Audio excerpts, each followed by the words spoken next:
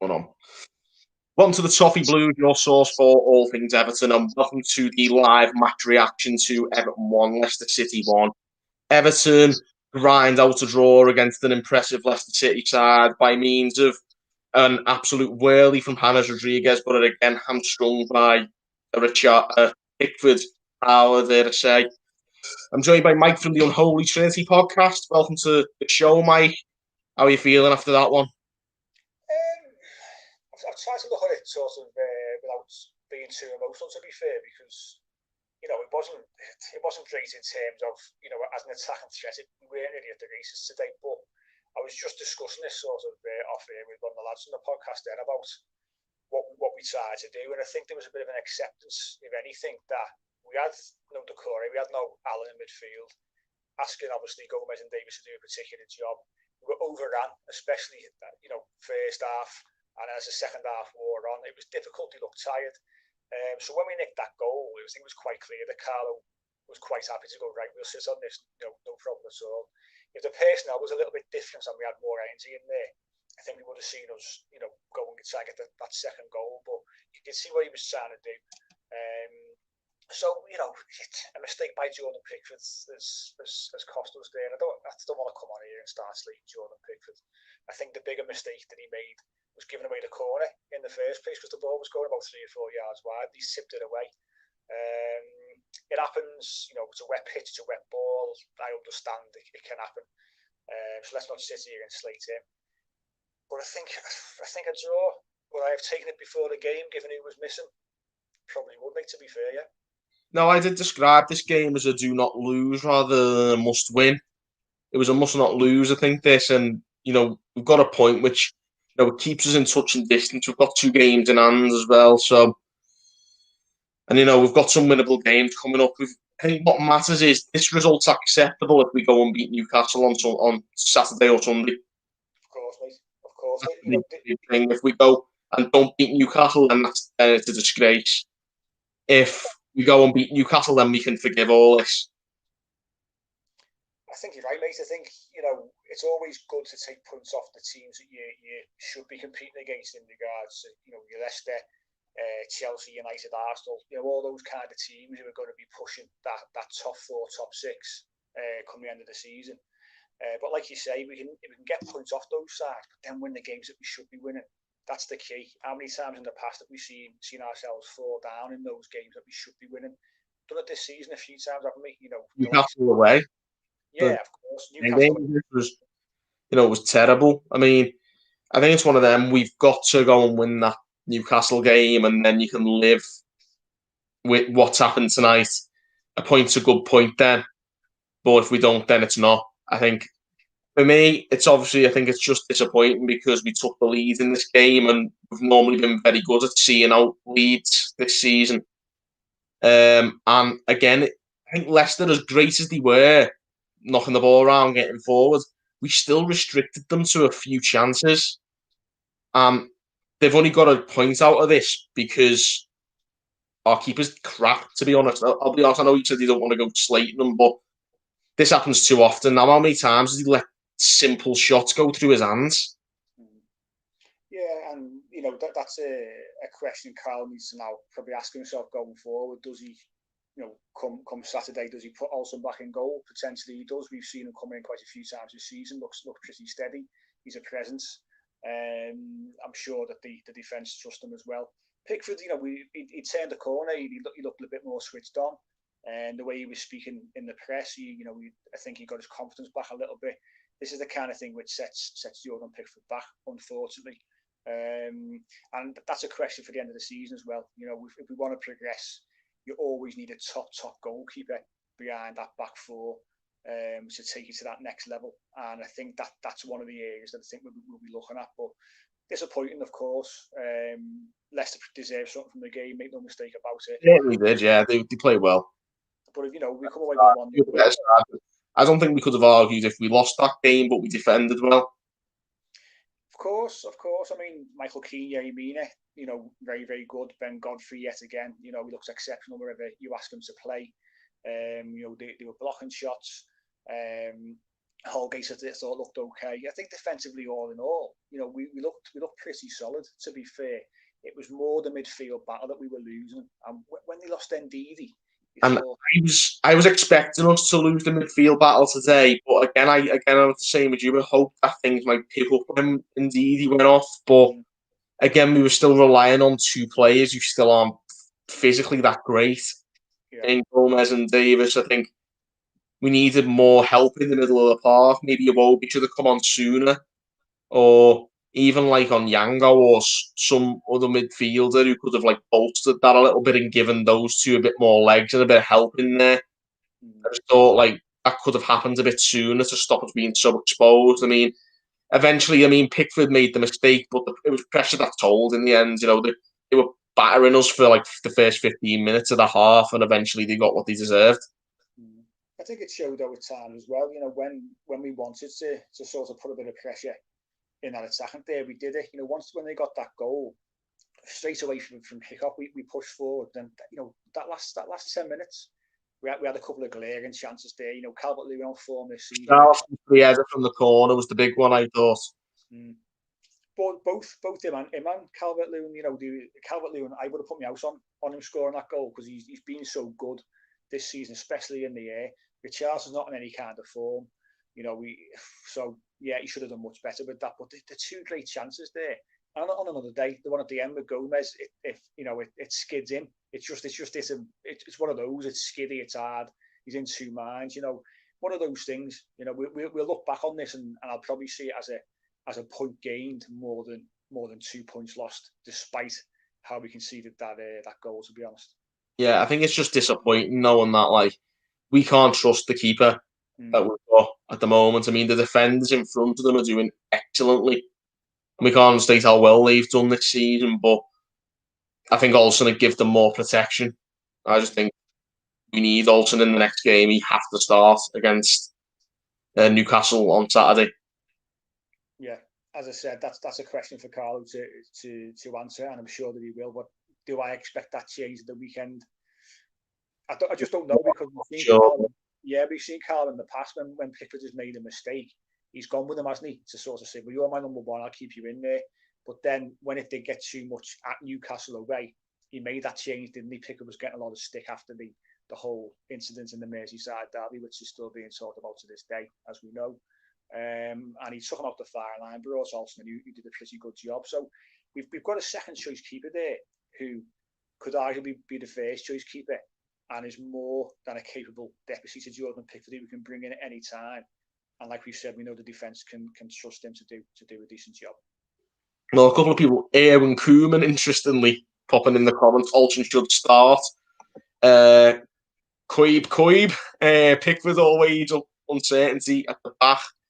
Yeah, true. Again, Tony says Pickford is gone, in my opinion. He had nothing to do all game as the lads in front of him were solid. And again, yeah, it's one of them. He says he's a goner. I'm not sure if that's completely the case. I mean, even if he ends up getting relegated to backup, I think he'd be a good backup. But, I think there's got to be an incentive. If Olsen comes in and performs, I think we can make that permanent then. That's always good to have two decent goalkeepers vying for the same position. And, I feel like since Olsen's come in, that Pickford has raised his game, but it's obvious that he's still got these errors in him.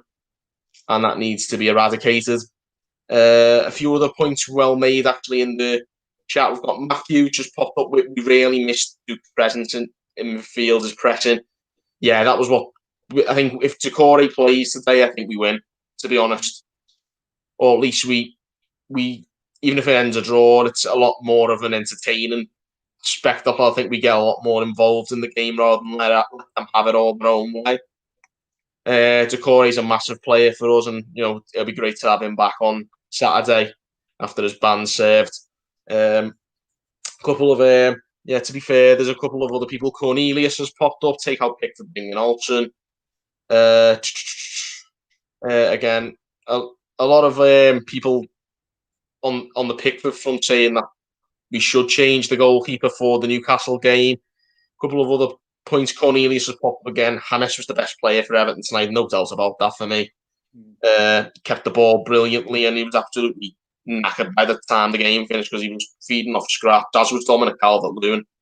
for large periods of the game. I think James did the best with what he could. With the exception, I'll be honest, I thought Andre Gomez, despite being overrun in the midfield, when he got on the ball, I thought he was really good. I thought he held possession really well. We know that he needs a partner, doesn't he, with legs? We know that, and we've seen Gomez to decent effect off the bench mainly in recent weeks do a decent job, and then obviously had a decent game I think against Sheffield Wednesday as well. Wolves when he came off the bench, a couple of assists there, and when he's a bit further forward, he's got someone behind him that he can trust. He is that bit better, to be honest. Yeah, I think at least we've shown. I think there was times where it was starting to worry whether Gomez was a spent force at Everton, but at least he's shown that he is able to contribute, and I think I'd like to see him, even if he can get back to something close to the level that we saw in his first season when he was here on loan. I think that'd be excellent because he obviously did bring a lot to us that season. Of course, mate, and you want players who are fighting for the position as well. We know who our strongest two centre mids are, of course we do. But since look at the start of the season when Gomez was starting, there's a spot there. If James goes to the right, there is a spot there essentially, and you want players competing with each other because that raises the level of everyone. When you've got better quality in there, it raises the level. And for me, we've always been big fans of Andre Gomez, and we sympathise with what he's been through with his injury. We know it's a long road back. Seamus Coleman took 18 months to get anywhere near consistent level again after his leg break. So there's got to be. People have got to understand that as well. It's not quite as simple as you're back from injury, bang, get back to it. So I've got massive respect for Gomez for coming back, and there's a real will there for him to succeed at Everton. And for me, he definitely should be hanging around that squad. That's for sure. Even when we get even more quality in, I'd have Andre Gomez in and around the squad. Absolutely. A few other points. Decore back for Saturday's game. He's been a great acquisition. Alton's got a start. Gomez looks like he's got his confidence back, says Cam. And another point here from Paddy. Godfrey, one of the most underrated signings in the league season. I'd agree with that. I mean, I think he's definitely the one that, in the midst of the whole Allen, Decore, Hannes Rodriguez trio of signings, that all came in the space of a couple of days. I think the Godfrey one sort of flew under the radar, and he's made an absolutely brilliant impact since he arrived, hasn't he? Yeah, Ben Godfrey's been exceptional. When you're asking the kids, he's played in 3 different positions, and obviously he's playing on that left hand side as well. Totally alien to him, and he just looks exceptional. He's got great pace. We know that. How many times does he recover? How many times is he covering the centre halves as well as the last man? We saw it again today. He's got that will. He's the energy. He's just exceptional, and he's only going to get better. Young kid. If people are saying you want to see him in centre mid as well, could have been an option. Carlo was asked in the press conference about Mason Holgate maybe playing there. Ben Godfrey is the one over the two of them to play there. He's played there more often. He's done it before. Yes, in a lower league, but he could do a job as someone to sit behind Andre Gomez when you haven't got Alan Decore. He can do a job there for me. But just shows how well he's doing on the left hand side. The fact that he's, Luca Deansby has to play further forward. So let Ben Godfrey play a left back. Yeah, well, I mean, Godfrey's done excellent in that time that Dean was out. So, Dean, it's interesting that Dean ended up with a real job on to get back into his usual left back role. Another point here from David Taylor. Felt Richie had a poor match, lots of turnovers, lots of missed opportunities to pass to open teammates. I thought Richie was really poor today. I mean, I thought he defended stoically. I thought he was really, really good helping Holgate out on the right hand side, and he got back and went man for man with James Justin. But I think we know what Richarlison's capable of, and we haven't seen anywhere near that level for large parts of this season. What's gone wrong with Richarlison? Since that sort of suspension, really, in the Merseyside derby, and he's never really come back. I don't think with the same kind of impetus. We scored a couple of goals here and there, and obviously he scored against Leicester in the corresponding fixture, scored a few in the cup and so on. But I don't know. He looks half a yard off the pace for me. Richarlison's got a bit of pace. He was. I haven't seen enough pace from him at all season. I don't think. you look at that goal against Crystal Palace last season when he's on the left-hand side and he cuts in on that, on his right foot. And like similar, we saw Harvey Barnes do it for Leicester a lot today. I think he's capable of the same, if not more, than him. And we just haven't seen it from him. I think it's confidence. It's most definitely confidence. If he scores, say, another 5 goals in the league at this particular point, he's a different kind of player. So it will come. I'm sure that it will come. He's a class act. He just needs to get on a bit of a run where he's scoring consistently. But that kind of game there today, we've seen it a few times this season. Chelsea at home was a similar game where we're setting up and we're asking him to be more defensive, which he's good at. But then you take away that attacking side of his game. So difficult sometimes the way that we set up. But when we play, hopefully, at the weekend against Newcastle, we'll be a bit more expansive. Decore's back on the side. And hopefully that frees up Richarlison to go and do a little bit more further forward. Yeah, I think that's the thing. We have stifled his attacking ability in the new formation maybe this season. I know we had Richarlison was the second striker next to Calvert-Lewin, a lot closer to him last season, but I think that was also to the detriment of the midfield. Last year, we saw us struggle in the middle of the park. We have improved there, but again, is it getting the best out of Richarlison? I'm not sure. Thomas Robertson's popped up. He said, great at breaking up the play and fouling and nothing else, and that's exactly the job. I think that was the job that I think he was asked to do today in that sort of right-wing role, but I think we still need to see more from him going forward. We don't seem beat enough players, I don't think.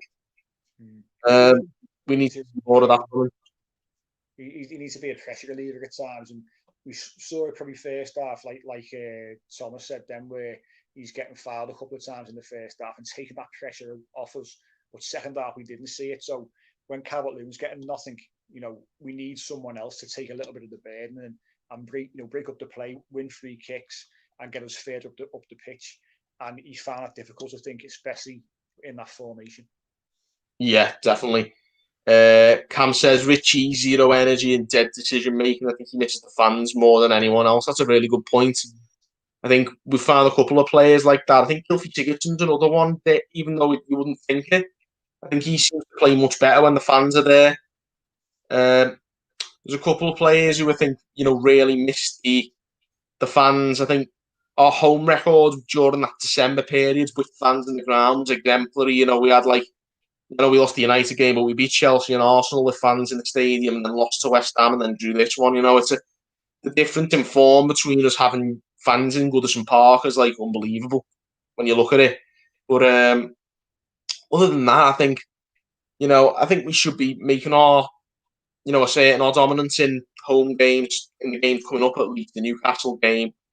You'd like to think we'll go and win that. And Ryan Edwards actually makes that point. He says here, to me, that's a decent result. I'd say you should be looking to beat Newcastle. I think that's an understatement, really. I mean, they're in quite poor form. I think they lost again the other day to Leeds. I mean, we've got Leeds after the Newcastle game as well. So, there's games there that I think we should be going and playing to win.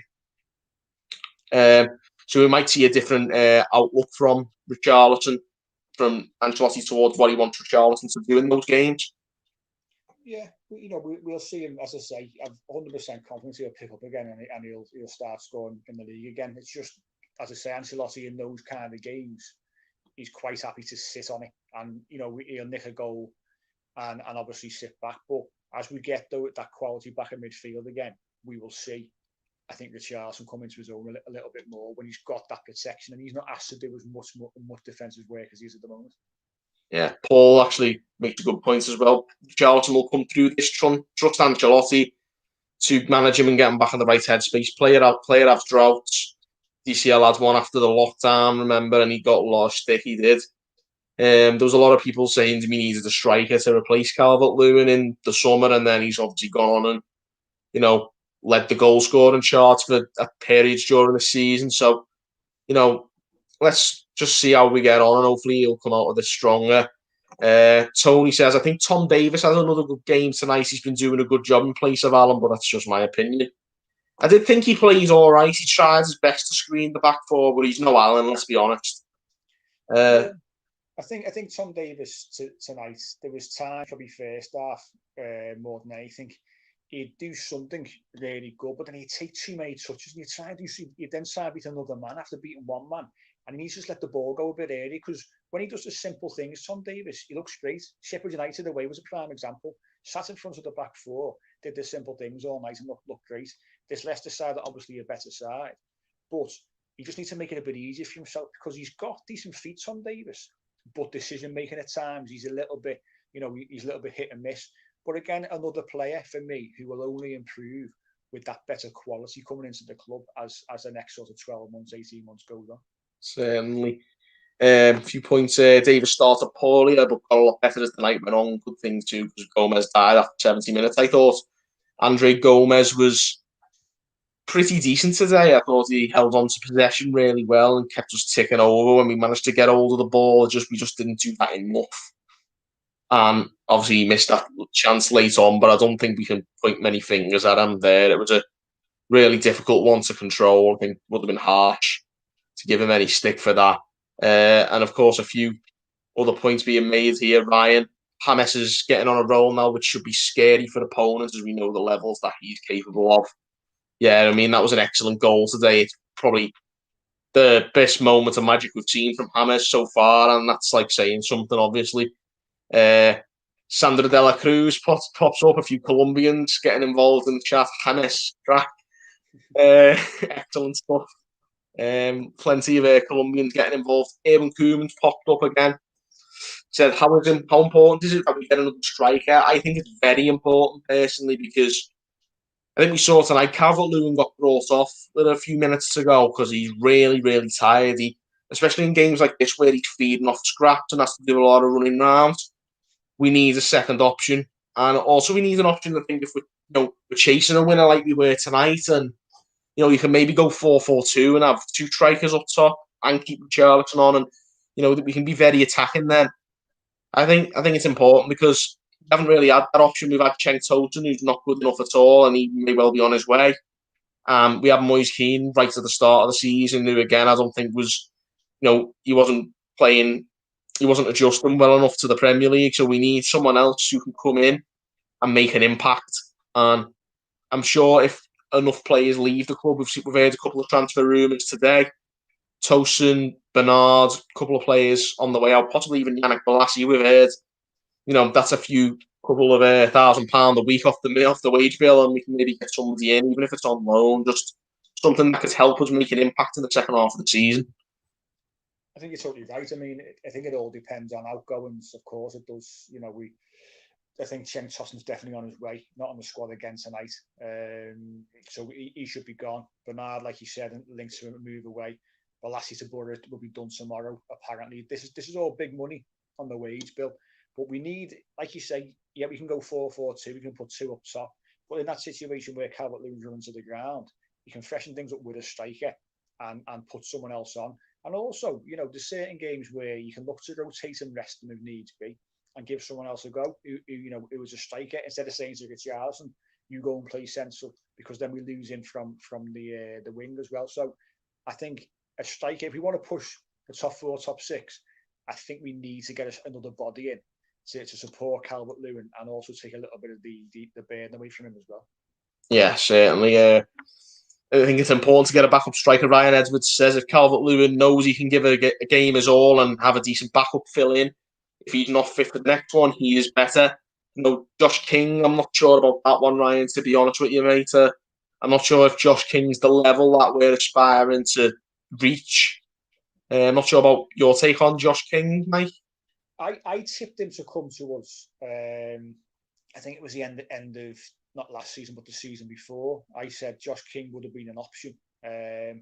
Now, obviously, another sort of 12, 18 months has passed. Now, whether he's the option now, I don't know. He would have been decent, I think, as a squad player. Knows the Premier League. He's quick. I think he's 29 now, so he's getting sort of he's in those peak years. Like you say, we're talking about levels and whether the striker we get in this window is going to be a striker to take us to the next level, or is it going to be obviously like Xerxes from Bayern, who's a young kid, 19 years of age, I think, who we're going to bring in and look to develop further to take us to that next level in, say, 2 or 3 years' time. I don't know. Josh King will be a short-term stopgap maybe for 6 months. But I'd probably be more inclined to get someone a bit more useful at this particular point who we can look to develop. Even if he might come in and score 3 or 4 goals, that for me would be the better option. I think we should be like examining the loan market for sure, like see what we could get our hands on. Thomas Robertson made an excellent point here. It's difficult to ask a player of the quality we need to come and be a deputy to Calvert-Lewin, because obviously Calvert-Lewin has established himself now as the main centre forward. There's someone going to want to come and sit on the bench. But I mean, whoever you bring in, you want to make sure that they have the hunger to come off the bench. And, we want someone who can make an impact, because I still don't think you could still tell a player to come here, even if you start on the bench, that he could make an impact. Because not enough of our substitutes right now have that. I don't think not enough of our subs would make an impact. So you bring someone on and guarantee that even if they started on the bench, they get off the bench every game. They might be up for that. Yeah, like you say, you need game changers throughout the squad, and we need quality not only in the 11 but also on the bench, pushing the 11 as well. And when you look to our bench, sometimes you do look for someone. If we are getting beat, who can we bring on to change the game? That's the real key, and that is important.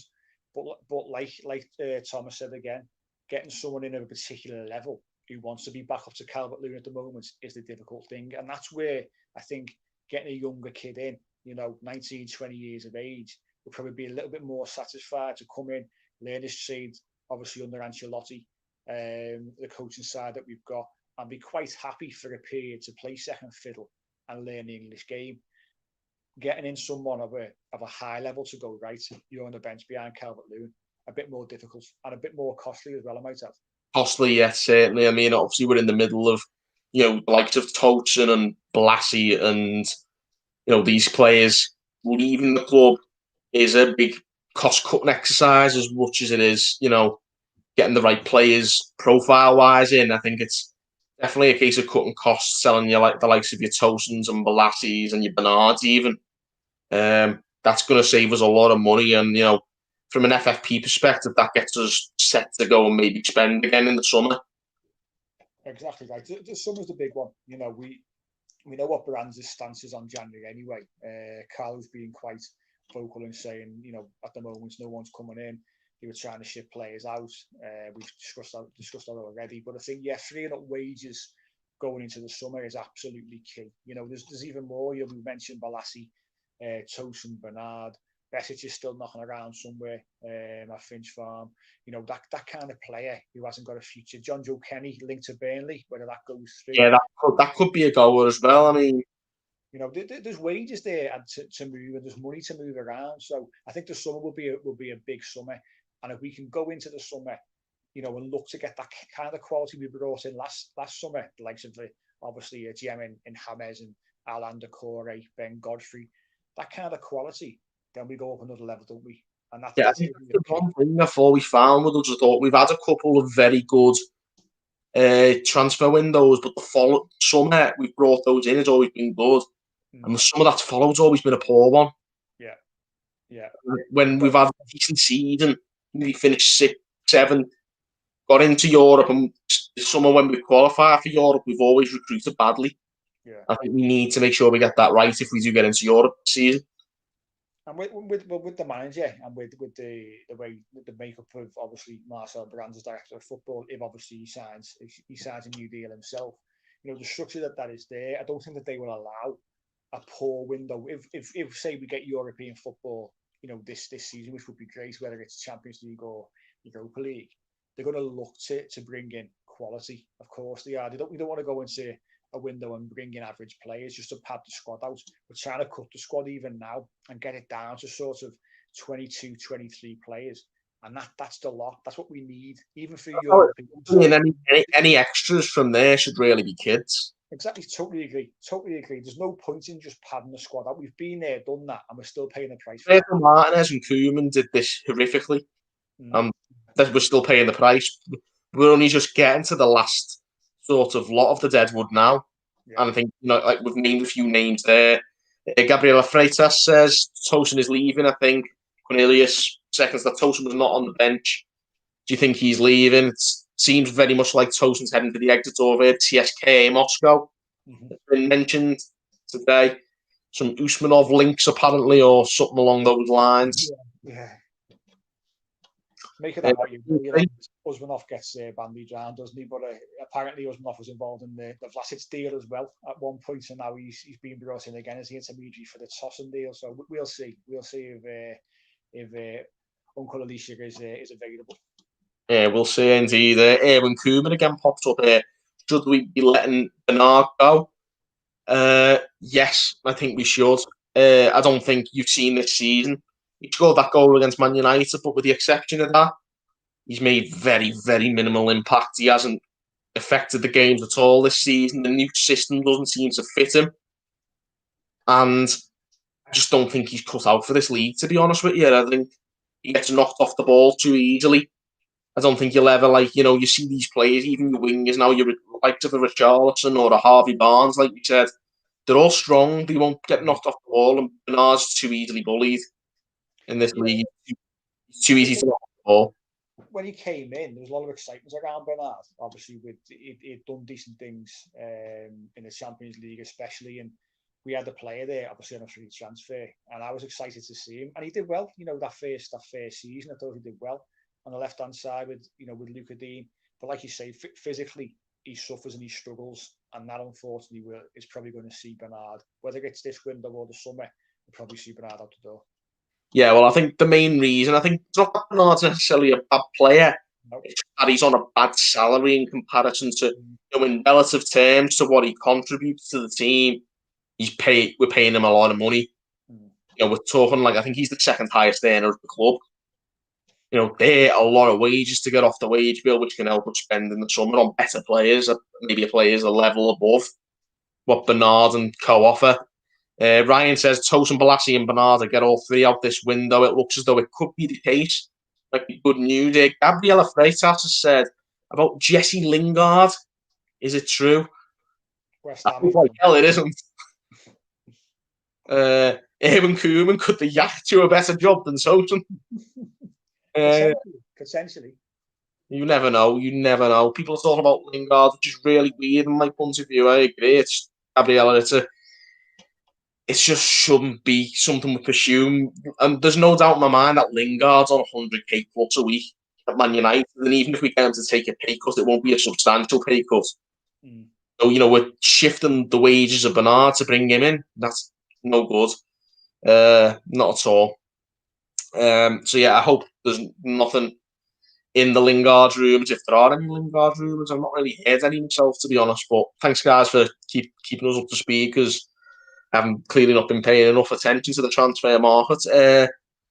Final comments before we wrap it up. We need a proper super sub. I think that's a really good point there from KJB. It's a really important thing. We need more impact subs. You think about these subs now. As soon as we let that goal in today, thought we've got to get back on the front foot. With the exception of Iwobi, who did you see coming off that bench who could make a real impact? Well, that's what you said. There's not, is there? And we've had that, that struggle for a while. We've got a bit more quality now at the back, but you can't bring on a defender to change the game. You've got to look at your sort of wingers forwards to try and change it. Anthony Gordon's still very raw, very young, so you couldn't expect Gordon to come on and change the game. Iwobi was the one to come on and carry the ball and try and change the flow of the game a little bit. But besides that, there was no one else to really do that. And that's where, like we said already, you want to go up the levels, you've got to have a squad of quality. And that's where we let ourselves down. But that will be addressed in the next sort of two or three summer windows, I'm sure. Finally, before at the end, this is a good way to wrap up. What position realistically do you think Everton will finish this season? A couple of guys might pop in the comments with this, but this is just for me and you, Mike. Where do you think we'll finish? I think we'll nick sixth. I'll be honest with you. I think there's been a bit of a mentality shift. I think in the players, where the players talk as well. I think obviously with the mindset that we've got, that kind of game today, in the past we probably would have lost. We've got quality there, and when we've got our best starting 11, we're a match for the majority of teams in the league. So I do think that we are going to nick sixth. I do think we'll make Europe this season. and that'll be a great success. You know, it's a step that we want to take. Carlo wants it, so I'm going for sixth. Sixth. I'm going to be optimistic. I mean, I think top four is a bit too much of a push. I think today proved that. I'll be honest, it might be a bit doom and gloom, but I think it's too far-fetched. So I'm going to say fifth. I think we'll get fifth. I think we have got a decent side, but just not quite enough for top four. I think we'll get fifth. Anyway, guys, keep those comments coming in. This is the end of the stream, but of course, keep bringing your opinions to us and keep putting them in the comments below. We'll be sure to read them anyway. Let us know like where you think we'll finish and whatnot, and how you felt about this game. So keep dropping those comments. Give us a like and subscribe for more content, more of these streams as well. So thanks, guys, for tuning in tonight, and thanks as well to Mike for coming on from Unholy Trinity. Definitely get over and give those a follow as well. It's at UHT_podcast, am I right? Just at UHT Podcast on Twitter, we are. Is it? Yeah. At UHT Podcast, guys. Give them a follow as well. And until next time, thank you guys for watching on the Toffee Blues. We'll see you next time.